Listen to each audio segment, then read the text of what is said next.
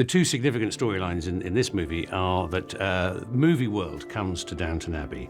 A film is going to be filmed at the castle, and Robert, of course, can't bear the idea of this. So, fortuitously, the other thread of the story is that Mother, Violet, has inherited a villa in the south of France in slightly mysterious circumstances, and so half the family go off there to investigate and to find out more about this inheritance.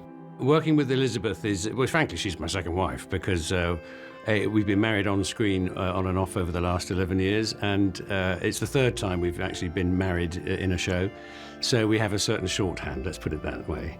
And it's just a delight. It's like, I wouldn't say like putting on a favourite pair of slippers, because that would be rude to Elizabeth, but she'll know what I mean. Working with the same team of people over the last decade, well, it speaks for itself, the fact that we have managed to sustain it for that long, the fact that we aren't throwing chairs at each other.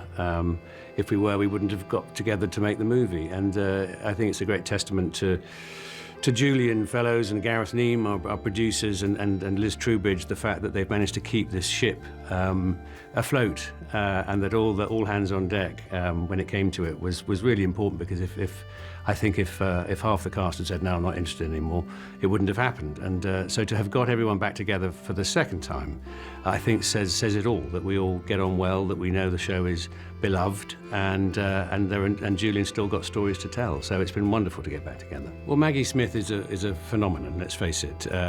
And I think I was intimidated on the very first day of filming with her back in 2010. And I was intimidated on the last day of filming with her in 2021. So, she's been consistently intimidating and scary, and impressively brilliant throughout.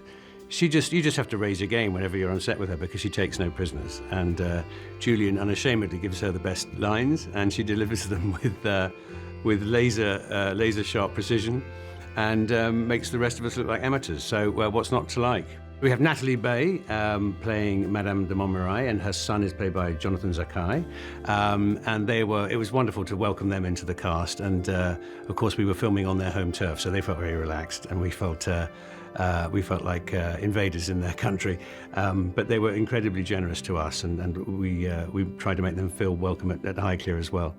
And then in the other storyline with the movie that comes to be made at Downton, we have Dominic West and Hugh Dancy and Laura Haddock, and they bring wonderful variety and spice to that section of the story. Well, as you might expect, Robert's reaction to the idea of a movie being made at Downton is he finds the whole notion just despicable.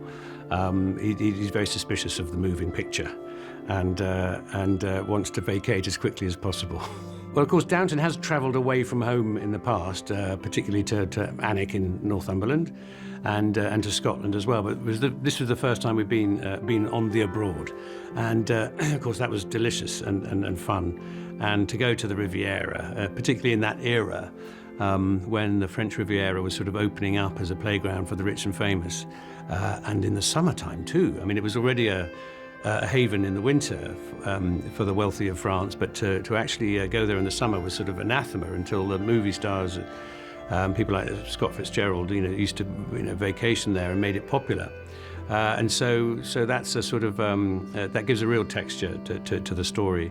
And I think the balance between being at the castle and being in France is beautifully played out.